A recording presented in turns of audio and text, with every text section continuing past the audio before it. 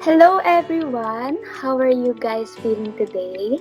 I know all of us had been very busy the past days now dahil sa mga schoolwork, quizzes, and most importantly, nag-election. But regardless of that, I wanna know guys, how are you feeling today? Can I get some answers? Unahin natin si Miss IC Nikiyan. Hi ma'am, okay lang. Medyo kinakabahan tapos excited for our discussion today. Ako rin, ma'am, no, I'm so very excited to have a discussion with all of you. How about Miss Nicole? Okay lang din naman, excited na medyo kinakabahan din sa discussion. Well, honestly, I feel the same. Excited na kinakabahan. But I think that's normal, di ba? Hindi naman natin may iwasan yan.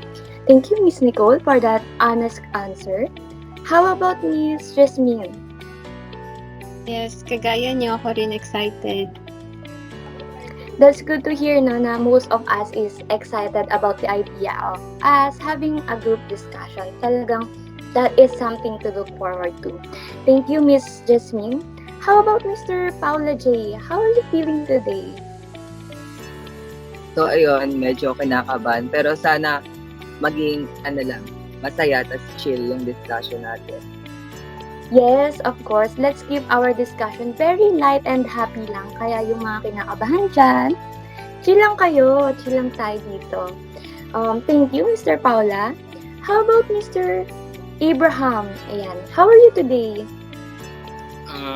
Okay lang din kahit medyo naging busy tayo this past few days ay sana maitawid natin itong discussion natin. Ayun nga, I know na lahat tayo dito may mga pinagkakaabalahan or pinagkakabisihan. Kaya I really appreciate you all for making time to make this group discussion possible. And you know, I am very happy to hear na you guys are looking forward talaga about this group discussion. And I wanna thank everyone for that very short kamustahan. So, the reason for asking that to all of you is because I know for sure na meron talagang kinakabahan. Kaya, I did that para naman medyo maibsan kahit pa paano, di ba? And most importantly, with all the happenings around us, I think deserve nating kamustahin bago magtapos yung araw. With that simple kamusta, I think it can make a lot of impact to someone. Sabi nga, di ba, it's the little things that matters most. O, di ba, humuhugot pa. But kidding aside, I really hope na you guys are okay and sana nakapagpahinga kayo ng mahaba at maayos kasi that's very important.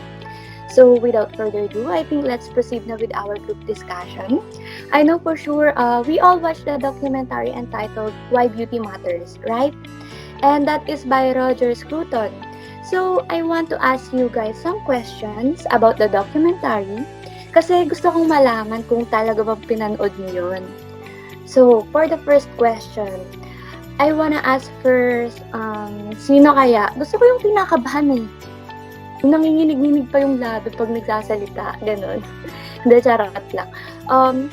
Let's have Mr. Paula J.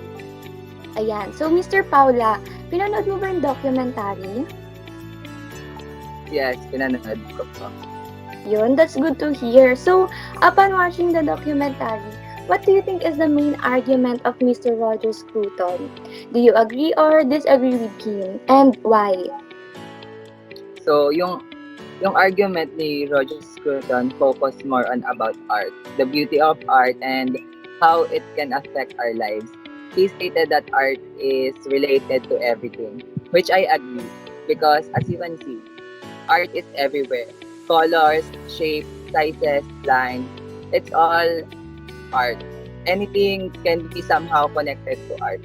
And based on research, art gives us parang it gives meaning and helps us understand our world. It also improves the quality of life and makes us feel good. Imagine na lang if walang art. Parang super plain and boring naman ang world natin, di ba? So, ganun kalaki yung impact ng art sa ating mundo. Yes, kahit saan tayo tumingin, art is everywhere and that is something I totally agree with. How about Miss Jasmine? Same question lang din naman, no? Upon watching the documentary, what do you think is the main argument of Mr. Scruton? Do you agree or disagree with him, and why? One of the main based on what I have watched, one of the main arguments of Roger Scruton discussed was how different the art on the past compared to the art in today's generation. He also discussed the beauty of art and yung importance nito and how the beauty of art is disappearing and lost its meaning. I agree with him because beauty is anything that makes you feel.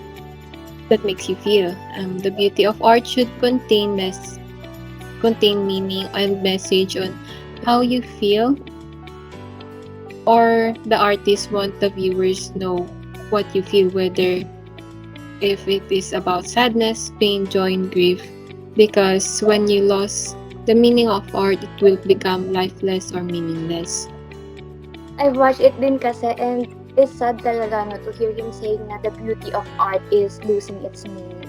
So, thank you for that, Miss Jasmine. So, for the next question naman, I want to ask Mr. Abraham. Ayan. Mr. Abraham, have you watched a documentary ba? Yes. So, upon watching, what do you think is the artworks in the documentary challenge the value of art? For me, yung nag-catch ng attention ko yung Art of My Bed. Kasi makikita ang gulo-gulo ng kama, tapos ay mapapaisip ka na lang kung anong meaning ng art na yon. Then I realized that the meaning of that bed is kung paano tayo bumangon everyday at kung paano tayo bago umalis ng kama. And yun yung magtupi bago tayo bumangon. So kung makikita natin sa Art of My Bed, doon ko naisip na since ang mundo ay nagbabago at nababahala tayo, dapat ganun din sa art. Art should be disturbing too. Kasi hindi na ikaw yung dati, yung sanayan mo na bago ngayon. And which is hindi naman tama if ganun yung behavior mo. Kung yung behavior mo hindi na tama, there must be really something wrong. Pwede natin sabihin na yung meaning ng my bed ay tinatamad ka lang magtupi. Pero deep inside ay may deep meaning pa pala. Example, kung depressed or stressed yung isang tao, nakakalimutan na niya yung chores na need niyang gawin. And that is very disturbing because if that person is really depressed, pwede siya mag-self-harm and lead to death. Kasi mapapaisip ko na lang bakit naging art yung magulong kama, di ba? Kung wala naman talaga siyang meaning. Yung standard kasi ng art ngayon ay hindi na nasusunod sa standard ng art dati. Kung ano na lang yung aesthetically pleasing ay ganun na lang. Pero aminin natin yung Art of My Bed ay is attractive naman talaga, di ba?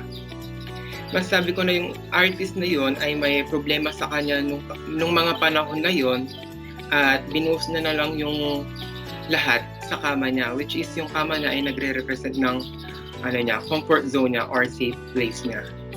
Very well said, Mr. Abraham. You know, I totally agree about dun sa My Bed piece.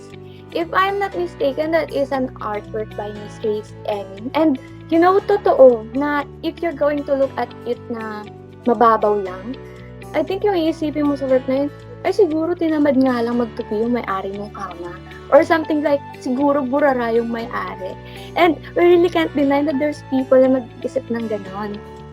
But when we think deeper, there's so much more behind that na pwedeng yung bed or yung mess itself represents the current state of the owner of the bed or yung artist. Maybe he or she is struggling with mental health issues or unmotivated siya, di ba, na he doesn't feel like doing anything kaya umabot sa ganun kagulo yung kama. Sobrang daming possible na interpretation and explanation, but one thing is for sure, yung artist is not okay or yung bed owner, di ba? Thank you for that, Mr. Abraham. That is wonderful sharing. I really enjoyed that. So, bukod kay Mr. Abraham, I want to hear one more opinion pa about the question na, what do you think is the artworks in the documentary that challenge the value of art? Anyone? Kahit magtaas na kayo ng kamay dyan. Ayun, I see Mr. Paula raising his hands. Go ahead, Mr. Paula. So for me naman, it's the lady with mink and veil. They say na when you parang sa unang tingin, para lang siyang childish na painting, parang pangbata, parang ganun. Pero they say that it's created after the Europe loses the First World War. It is created to tell a story, to show what's life been after a war.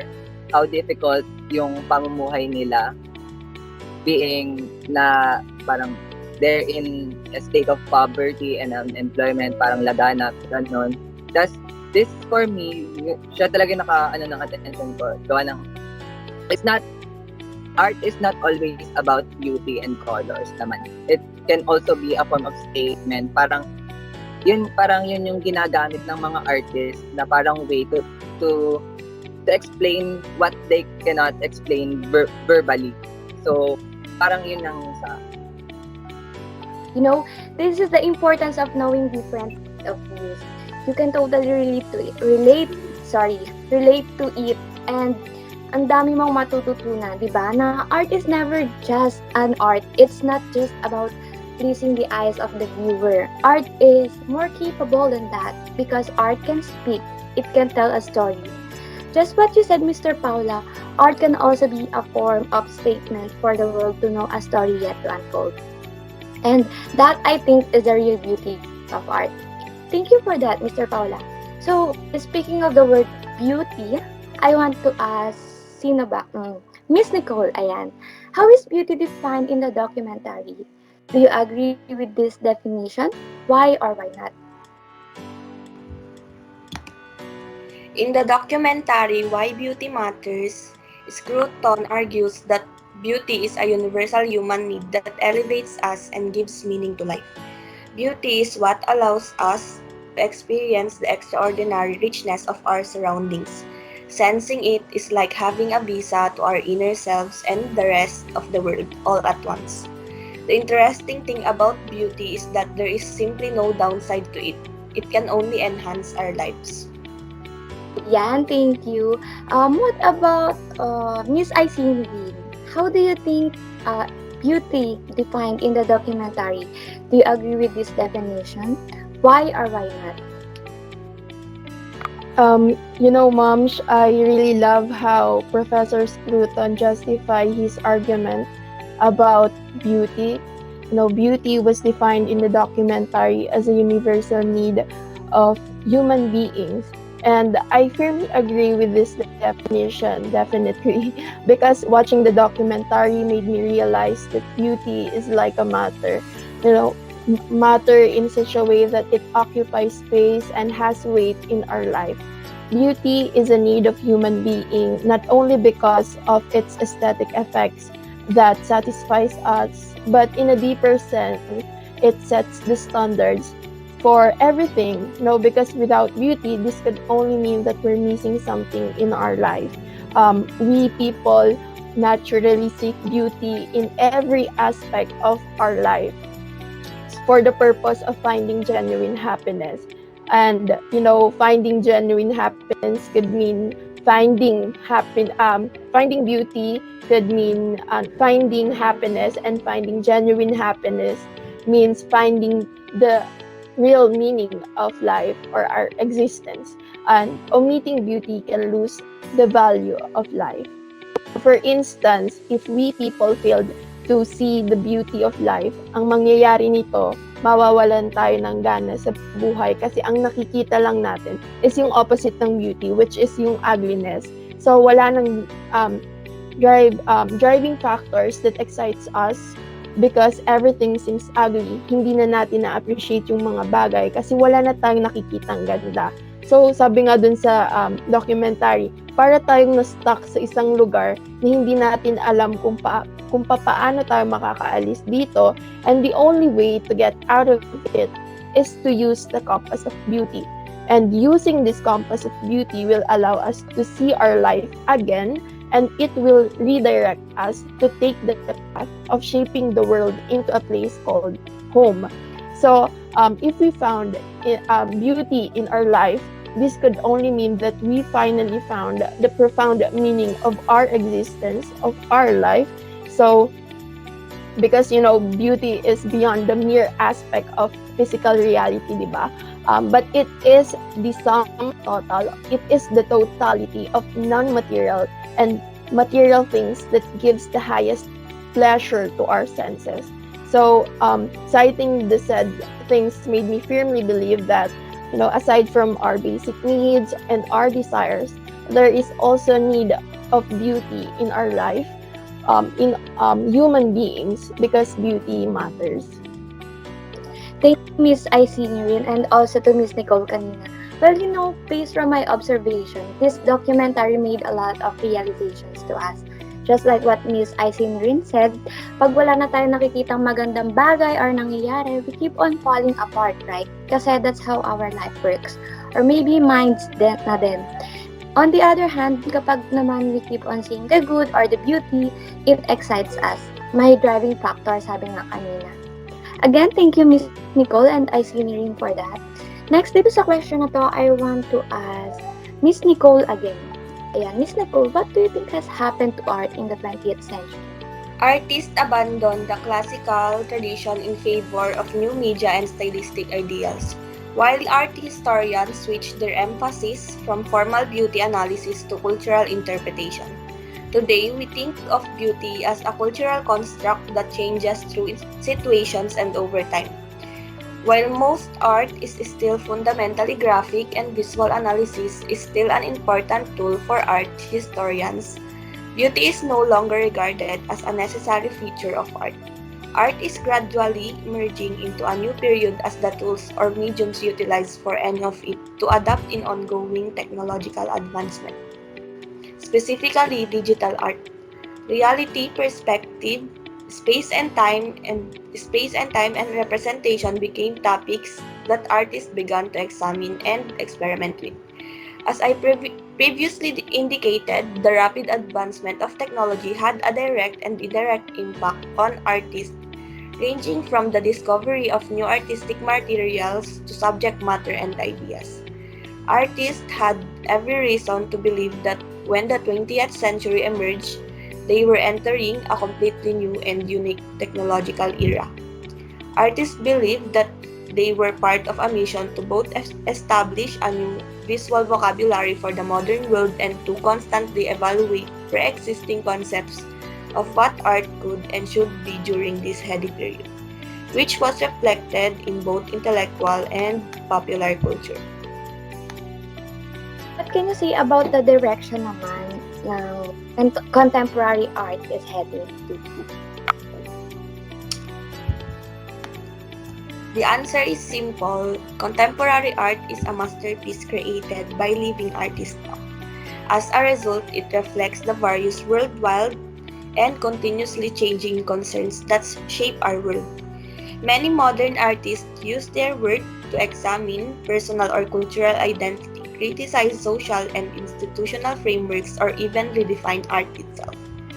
They frequently create tough or thought-provoking topics in the process without delivering simple answers. The ideal tools for approaching a work of contemporary art are curiosity, an open mind, and a willingness to discourse and debate. With the flow of time, a vast and open world of ideas emerge, giving rise to a diverse range of new art forms. Coming up with a modern art term can be difficult for many people. While the title is simple and straightforward, the modern interpretation is an exception.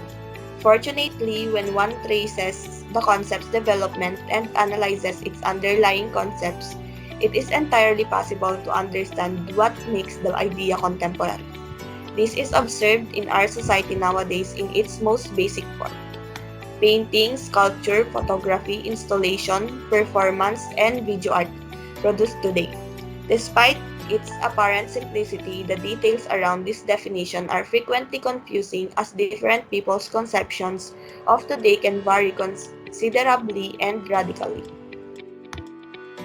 Very well said. Thank you, Miss Nicole. So, Is there anyone pa ba who wants to add about what Miss Nicole has said?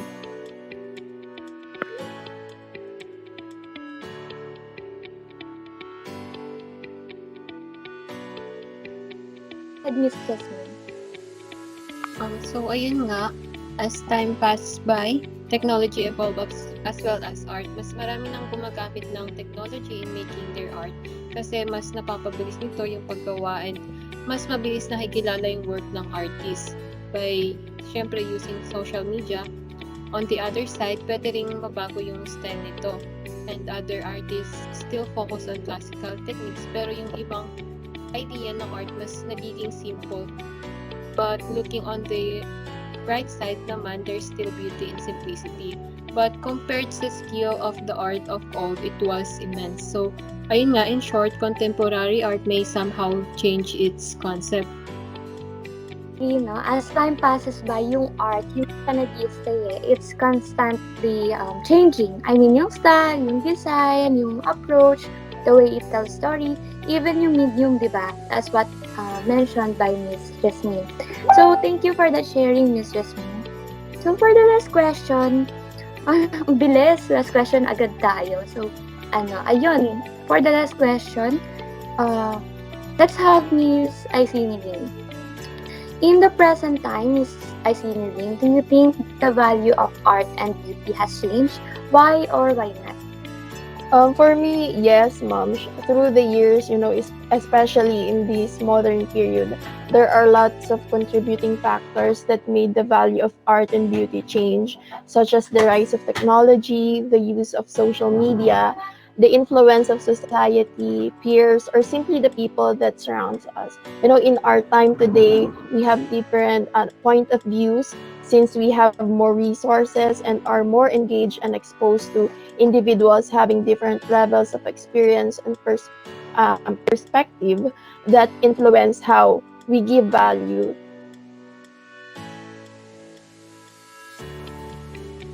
art and beauty. We are also in the path of breaking the stigmas, stereotypes, and standards of society about beauty and art. For instance, before yung mga tao, they tend to view art as something that is made only to satisfy and give us pleasure. Some people often refer it as something na ginagawang pastime o pampalipas nga lang di ba? So, kaya hindi nangyayari na, kaya hindi magawang mabigyan siya ng value ng mga tao yung art kasi ang tingin nila useless lang ito. Kaya ang nangyayari, nadidevalue yung art mismo.